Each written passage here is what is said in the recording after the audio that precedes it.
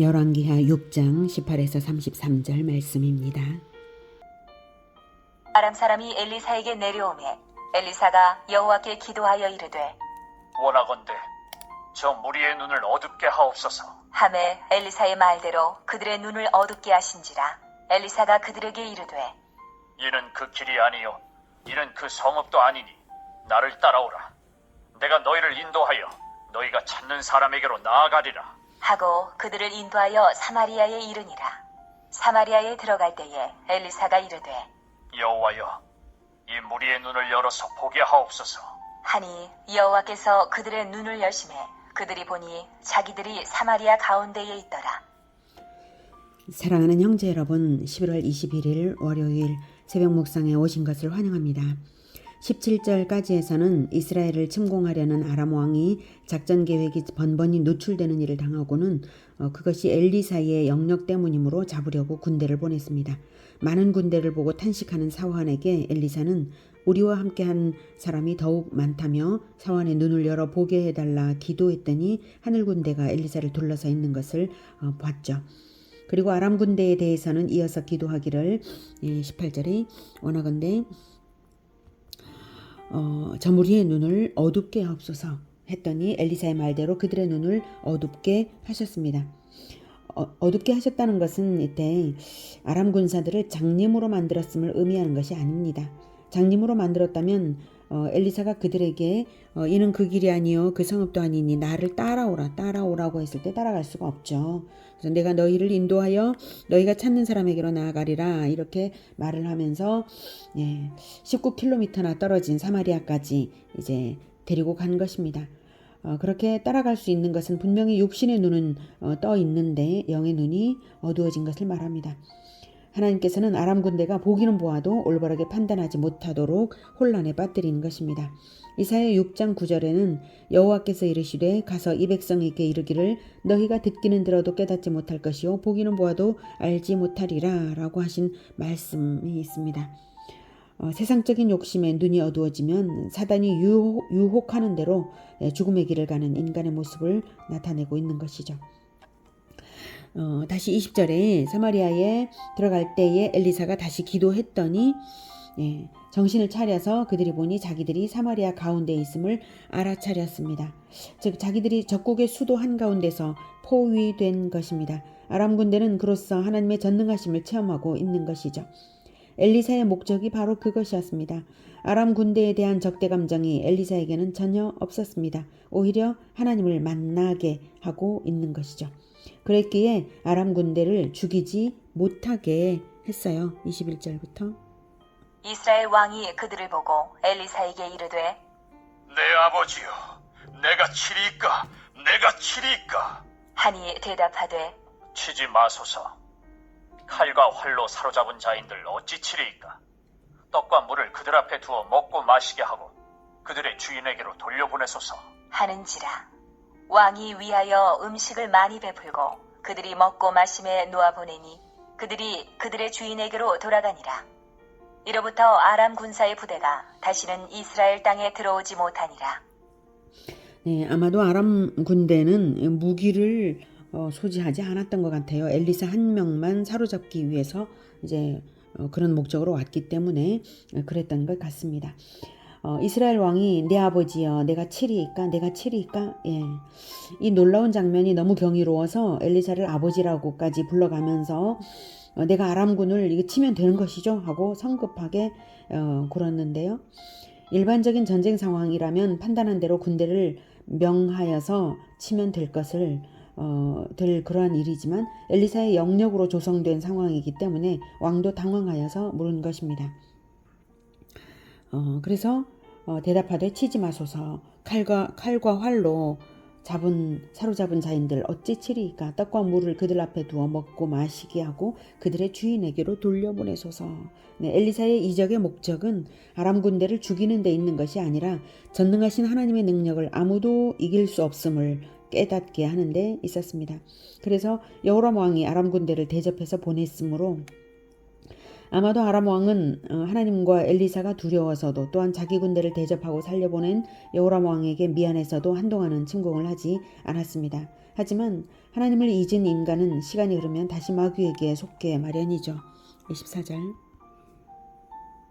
이후에 아람 왕 베나다시 그의 온 군대를 모아 올라와서 사마리아를 애워싸니 아람 사람이 사마리아를 애워싸므로 성중이 크게 줄여서 나귀머리 하나에 은 80세겔이요 비둘기똥 4분의 1갑에 은 5세겔이라니. 네, 이번에 아람의 침공은 속전속결 전술이 아니라 사마리아 성의 모든 길을 장기간 차단함으로써 물자 부족으로 항복하게 하는 작전이었습니다. 오죽이나 굶주렸으면 율법이 먹지 말라고 금지하는 나귀, 그것도 살도 없는 머리 하나에 80세겔이라고 했어요. 80세겔은 한 세겔은 노동자 4일간의 이제 품삯이기 때문에 거의 1년치 연봉에 해당하는 금액입니다. 비둘기똥은 실제 비둘기똥이 아니라 예루살렘 주변에서 자생하는 비둘기똥처럼 하얗게 생긴 꽃을 피우는 식물인데요. 가난한 자들의 그 뿌리를 가난한 자들의 먹거리로 종종 이제 사용되기 때문에 오린토 갈룸이라고 하는 그러한 식물이라고 해요. 예, 그런 주장이 있습니다. 비둘기똥이 희끗희끗한 것을 생각해서 비둘기똥 꽃이라고 한 것이죠. 사진을 보면 네, 바로 이런 꽃이고요. 뿌리가 이렇게 생겼습니다. 자, 이렇게 뿌리를 먹을 수 있는 것이고, 이 한갑, 비둘기똥 한갑은 마른 물건을 측량하는 가장 작은 단위입니다. 한 대, 두 대 하듯이요. 그런데 한갑도 아니고 4분의 1갑, 4분의 1갑이 5세겔에 팔렸다는 것이죠. 5세겔은 노동자 20일의 품삯입니다. 그러니 얼마나 극심한 식량난을 보여주는 것입니까? 26절. 이스라엘 왕이 성 위로 지나갈 때에 한 여인이 외쳐 이르되 나의 주 왕이여 도우소서. 왕이 이르되 여호와께서 너를 돕지 아니하시면 내가 무엇으로 너를 도우리야? 타작마당으로 말미암아 하겠느냐? 포도주 틀로 말미암아 하겠느냐? 하니라. 또 이르되 네, 여호와께서 너를 돕지 아니하시면 내가 무엇으로 너를 도우랴는 신앙의 말이 아니라 원망의 말입니다. 28절. 무슨 일이냐? 하니 여인이 대답하되 이 여인이 내게 이르기를 내 아들을 내놓아라. 우리가 오늘 먹고 내일은 내 아들을 먹자 하매 우리가 드디어 내 아들을 삶아 먹었더니 이튿날에 내가 그 여인에게 이르되 내 아들을 내놓아라. 우리가 먹으리라 하나 그가 그의 아들을 숨겼나이다 하는지라. 왕이 그 여인의 말을 듣고 자기 옷을 찢으니라. 그가 성 위로 지나갈 때에 백성이 본즉 그의 속살에 굵은 배를 입었더라. 이 비극적인 상황은 과거 출애굽 때에 이미 주신 하나님의 경고대로입니다. 우상 숭배를 할 적에 하나님의 언약을 배반할 적에 어떻게 할 것인지를 레위기 26장 25에서 29절에 이렇게 말씀하셨습니다.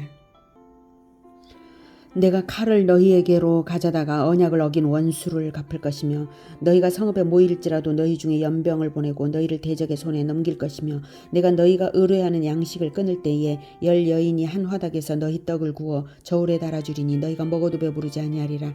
너희가 이같이 될지라도 내게 청종하지 아니하고 내게 대항할진대 내가 진노로 너희에게 대항하되 너희의 죄로 말미암아 7배나 더 징벌하리니 너희가 아들의 살을 먹을 것이요 딸의 살을 먹을 것이며. 이렇게 우상숭배의 결과 이런 심판이 예고되어 있는 대로 된 것이죠. 이 여인의 말은 사마리아 성의 일반적인 영적 어둠이 얼마나 극심한지를 보여줍니다. 사마리아 성의 백성들에게 하나님의 언약이 조금이라도 남아 있었다면 죽음의 위기에 당도했을 때는 하나님을 생각하게 되어 있는 것이지 아들을 삶아 먹으면서까지 자기 목숨을 생존하려는 공포 속에 있게 되는 것이 아니죠. 이들은 전혀 기도가 없었고 그저 인간적인 방법으로 생존 전쟁 중에 있는 자들입니다. 여호람 왕이 옷을 찢고 굵은 배를 입은 것도 신앙이 아니었습니다. 그저 왕으로서 외식적인 행위였을 뿐이죠. 진정 조금이라도 하나님께 간구하는 마음으로 그랬다면 엘리사를 죽이려 들지를 않았을 것입니다. 31절. 왕이 이르되 사바스의 아들 엘리사의 머리가 오늘 그 몸에 붙어있으면 하나님이 내게 벌 위에 벌을 내리실 줄로다 하니라. 그때에 엘리사가 그의 집에 앉아있고 상노들이 그와 함께 앉아있는데 왕이 자기 처소에서 사람을 보냈더니 그 사자가 이르기 전에 엘리사가 장로들에게 이르되 너희는 이 살인한 자의 아들이 내 머리를 베려고 사람을 보내는 것을 보느냐? 너희는 보다가 사자가 오거든 문을 닫고 문 안에 들이지 말라.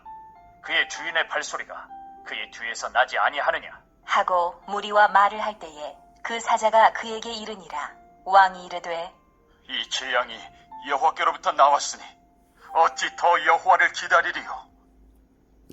네, 여호람 왕은 사마리아 성이 포위된 것이 엘리사 때문이라고 하는 것입니다. 그래서 여호와께로부터 나왔으니 어찌 더 여호와를 기다리리요라고 여호와께 대한 간구가 아니라 오히려 보복을 하겠다라고 하는 태도로 나오는 것입니다. 전에 아람 군대를 다 죽여놨으면 이런 일이 없을 것을 살려서 돌려보냈으니 이러는 것 아니냐라는 생각으로 엘리사 때문이라고 하는 것이죠. 자기 공로로 체포했던 일도 아니었건만 여호람 왕은 회개는커녕 하나님의 사람을 죽여 분풀이를 하겠다는 것입니다. 이 말과 행동이야말로 자기가 마귀의 자식이라는 것을 증명합니다.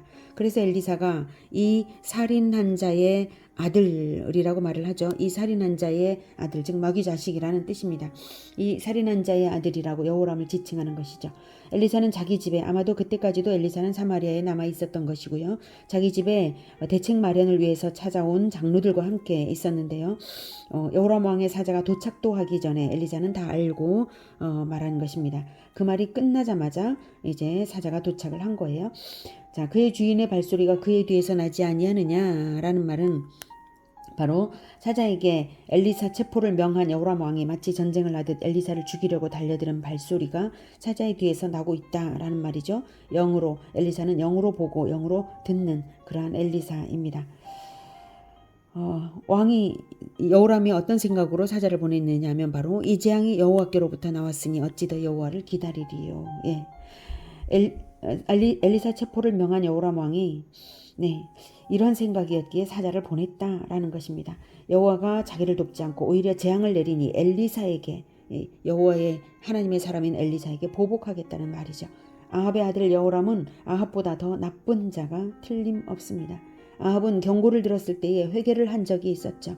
그런데 여호람은 오히려 보복을 행하고 있지 않습니까? 죄는 회개가 없는 한 더욱 커져만 가는 것입니다. 오늘은 인간이 회개가 없고 하나님을 잊으면 얼마나 악해지고 얼마나 처참해지는지를 보았습니다. 오직 하나님께서 영의 눈을 열어서 보게 하셔야만 우리가 실상을 보고 하나님께로 돌아설 수 있습니다. 귀신 축제에 몰려들었던 많은 청년들의 죽음을 목도하면서도 하나님께 회개할 줄도 모르고 오히려 책임을 엉뚱한 쪽에 돌리면서 계속 어둠 가운데 있는 이 세태를 보는 듯합니다. 우리가 어떻게 영의 눈을 열게 해야 할까요? 엘리사처럼 기도하고 또한 언약의 말씀, 복음을 베풀어 하나님을 만나게 해야 하겠습니다. 이 어둠의 시대에 또 하나의 엘리사들이 될 수 있기를 간절히 기원합니다. 기도하겠습니다. 하나님, 한국의 눈을, 한국 교회의 눈을 열어 하나님을 보게 하여 주시옵소서. 실상을, 자신의 실상이 얼마나 어둠 가운데 있는지를 목도하고 하나님 앞에 회개케 하여 주시옵소서. 진정으로 회개가, 진정으로 개혁이 일어날 수 있게 하나님 눈을 열어주시기를 간절히 원합니다. 주님 도와주시옵소서. 진정 회개케 하여 주시옵소서. 그리하여서 지금 한국이 처한 현실이, 한국 교회의 현실이 얼마나 하나님 앞에서 통탄스러운 현실인지를 깊이 깨달아서 개혁하는